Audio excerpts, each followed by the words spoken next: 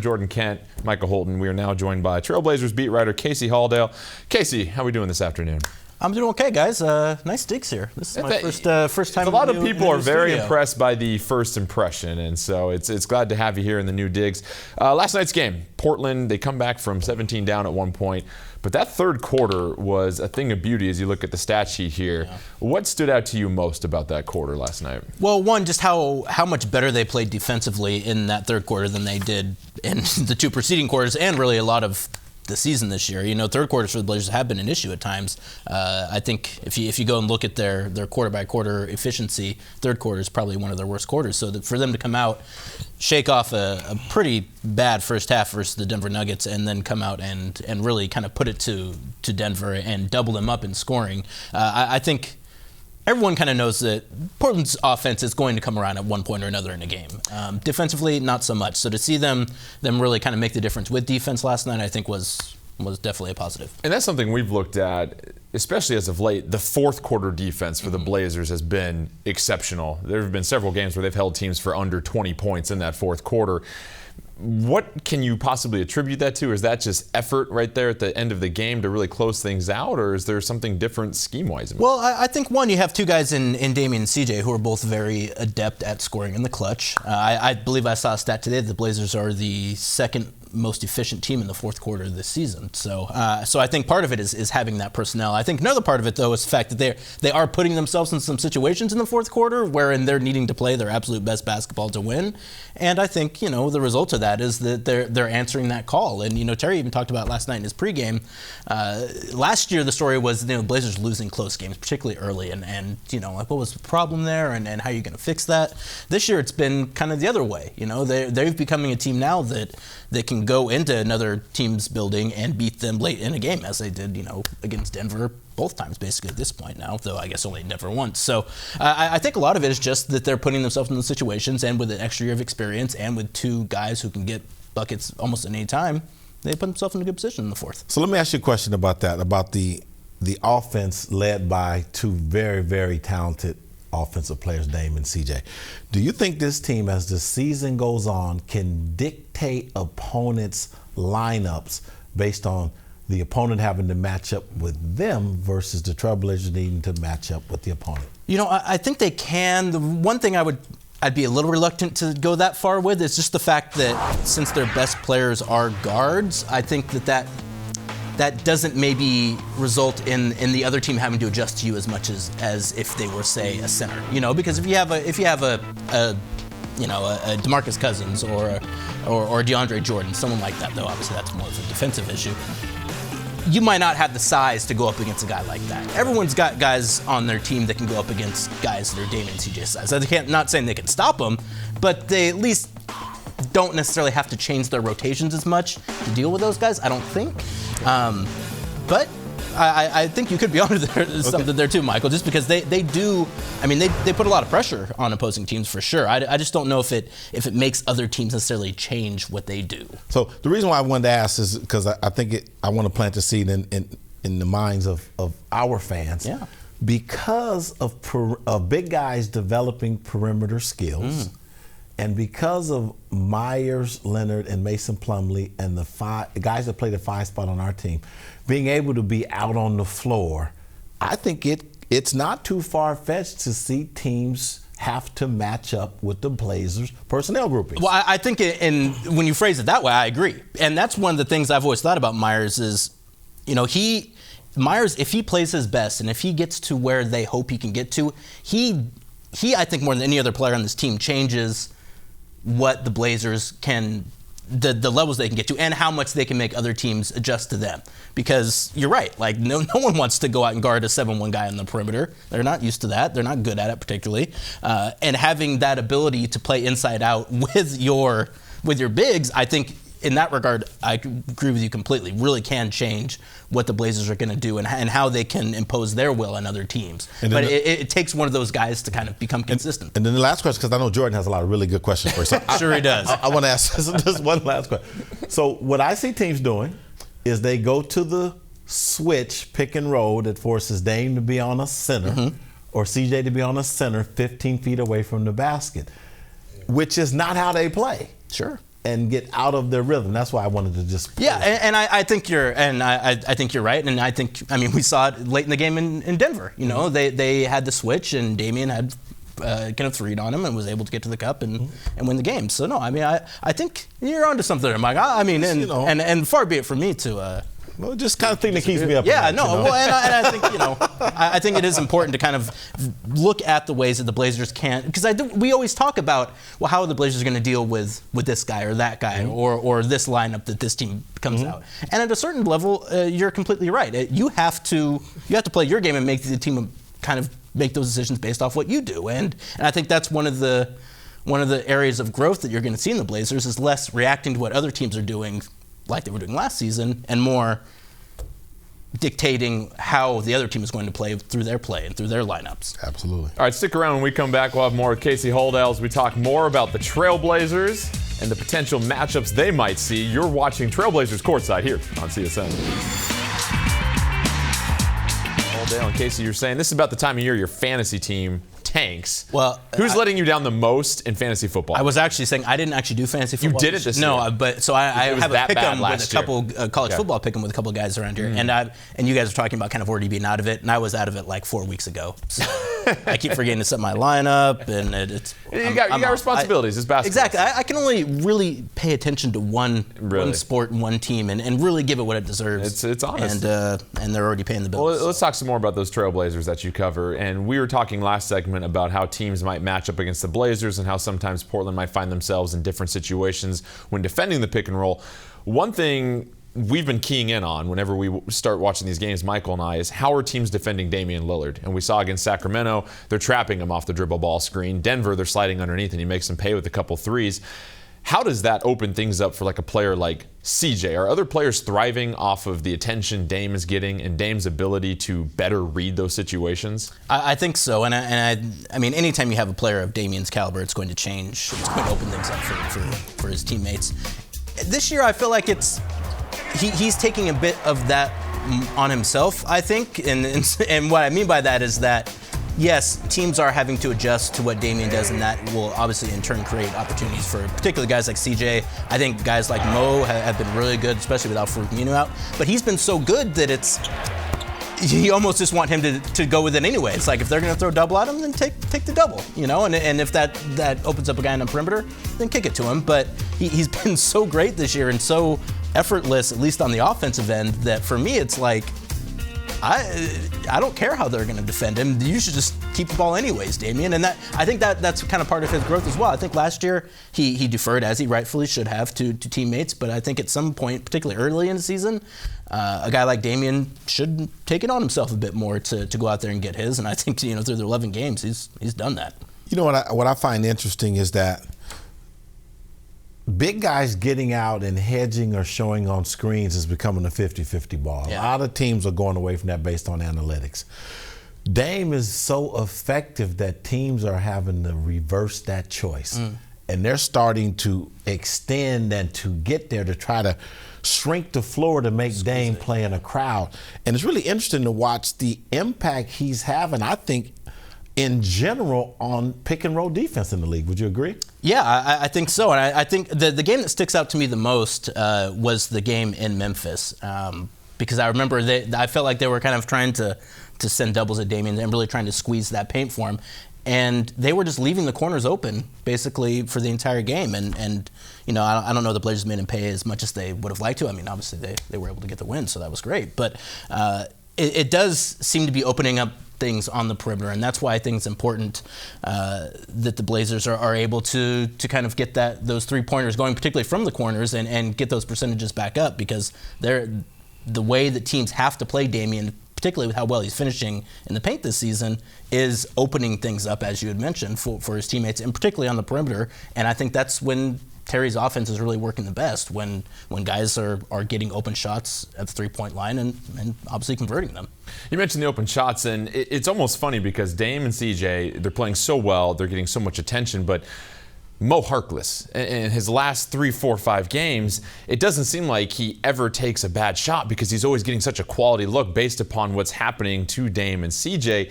Is it almost understated the impact he's having in these last couple games? Because he goes for 17, 6, and 2 blocked shots, and he's shooting 6 of 11 from the field, and just, I think, efficient when I think Mo Harkless, and just how valuable that third piece can be to complement Dame and CJ.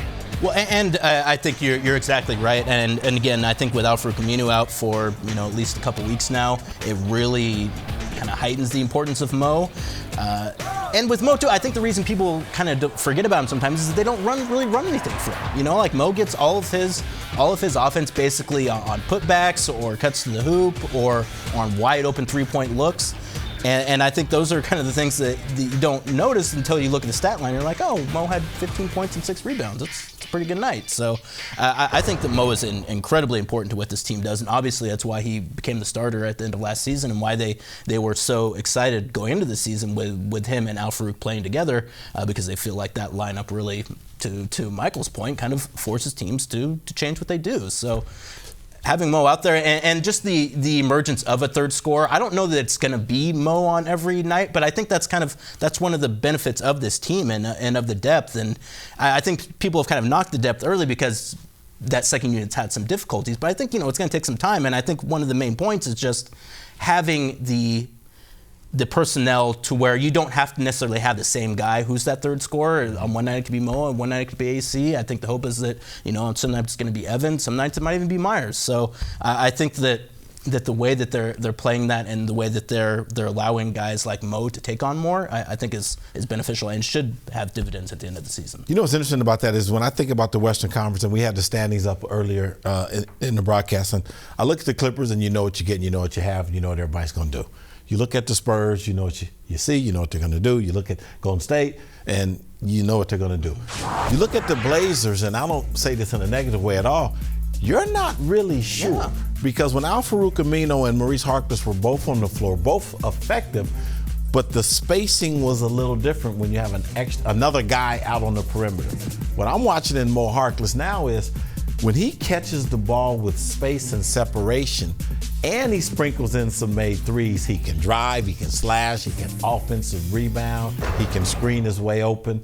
Now, we might be in a window now where we're going to see that for a few more games. Al-Farouq may come back, and you may see something else emerge. Mm-hmm.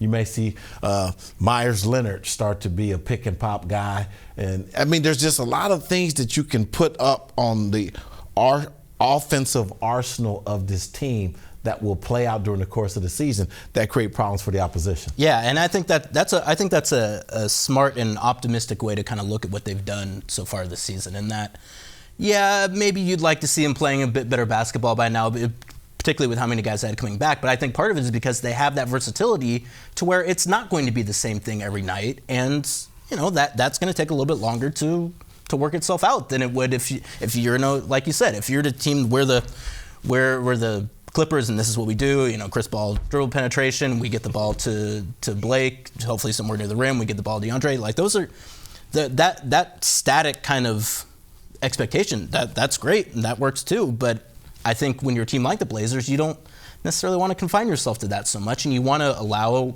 kind of some of your players to do it on one night and then turn it over to another guy the next night. And Terry's talked about that, and that he's loosened up his rotation a bit to where it's not, you can't time it out like you used to be able to. Particularly in the second half. 2 years ago, you knew exactly when those guys were coming in and out. Now it's more who's playing well tonight, and I think that's a very smart way to go about doing it when you have the talent the Blazers have, and it might not be the top level talent outside of the Dames and the CJs, but it's still very quality talent that can help you on a night to night basis and has kind of disparate skills that can change on night to night. To where if you're playing a team that kind of shuts down one thing, you go to something else. Same with Myers. And Myers is a good point, too, because he even talked about last night about, I'm shooting too many, I'm outside a little bit too much. I need to kind of put the ball on the floor, run a little more pick and pop. So yeah, we need to see a little bit more of that mean mugging. Yeah, exactly. Exactly. I agree. All right, stick around. Come back. And when we come back, we will definitely not have any mean mugs for you, but we'll have more of this analysis about the Trailblazers. You're watching Trailblazers Courtside.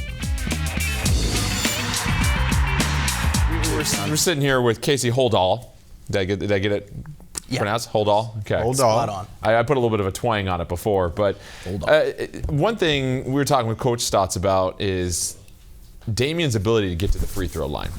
Double-digit attempts he's averaging in his last couple games, and it seems like he's getting to the line at the perfect time to slow down the runs for opposing teams and just picking and choosing his spots. Do you believe there's an art to getting to the line, and how much does this just help Damian and his capacity to really elevate his game and his scoring and his impact on the game? I do think there is a bit of an art to it, but kind of... I say that with some hesitation because I think one of the reasons that Damian was having a hard time or has had a hard time in past seasons getting the trips to the line that I think he rightfully deserved, and particularly last year, I think he was going into drives. In fact, I don't think I know this because he'd said this much to me, that he was kind of going in trying to create contact and trying to get to the line. And I think that it's a fine line between going in and trying to get those attempts and also going in with the assumption that you're going to score and then kind of letting the free throws come secondarily. Because I do think that the referees they reward guys who are going in trying to score rather than trying to draw fouls. Now, that's not true for everyone. Obviously, James Harden is basically every time he drives, he's going in and he's thinking about getting a foul. But I think Damian kind of changing his approach from I'm going in there and trying to create contact to I'm going in there and I'm going to try to be crafty has really resulted in Damian getting the free throws that again, I think he's always deserved, and that's kind of been one of Damian's main bones of contention, I think, throughout his career is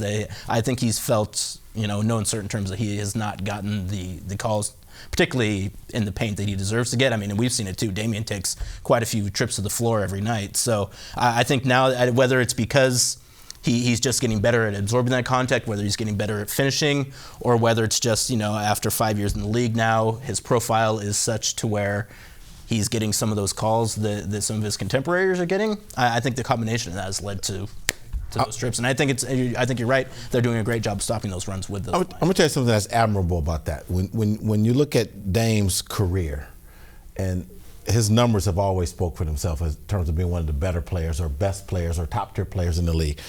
And his learning to get calls. He's never become a whining, complaining, poor me guy. He's continued to be a student of the game and learn and study and master the craft of driving to the basket, finishing, and when you're in the bonus, what behaviors get rewarded with free throws. Yeah, absolutely. And I think that's something that I think he's been helped out a little bit with CJ in that regard, particularly with finishing. I talked to CJ last year for a story about the mic-in drills that he does, during his workouts where, he works on all these different finishes. And typically, that's kind of more of a big man thing, but as the NBA has progressed and guards are obviously getting to the rim more and more, they've started working on that as well.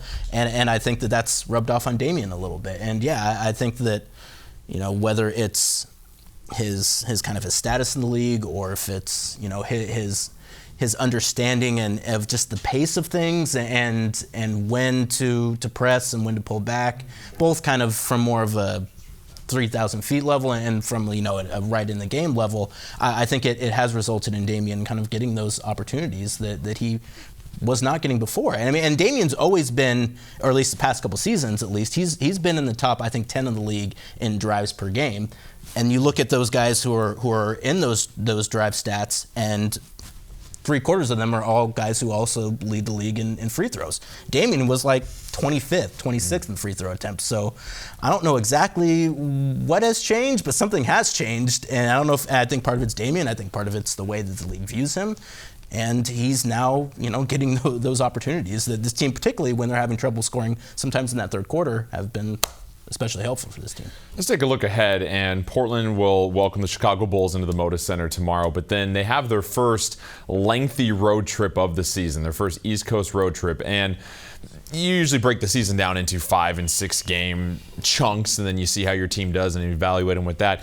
This next final home game and then the 5-game road trip, is there anything that the Blazers are looking to key in on, things to focus on? We hear that term consistency come up over and over and over again in these pregame interviews with Coach Stotts. What are they looking to be more consistent with as they get set for these next 6? Well, I think starting out games well is something that they've always talked about. And I think, since it's kind of fresh in the mind, coming out in the third quarter and bringing the kind of energy that you need and not having those let-ups that they've had at times this year, particularly in the second half, to allow teams to get back into the games. Now, granted, on the road, I don't know if that's as much of a concern because, you're the team that's trying to to, typically keep things closer around the road. Though this trip, I think, provides them a really good opportunity to build some momentum going into kind of a December that looks particularly difficult. Now, November is not exactly a cakewalk either, but, they have winnable games on this trip. And, you look at that 5-game trip, and if you get a win tomorrow versus the Bulls,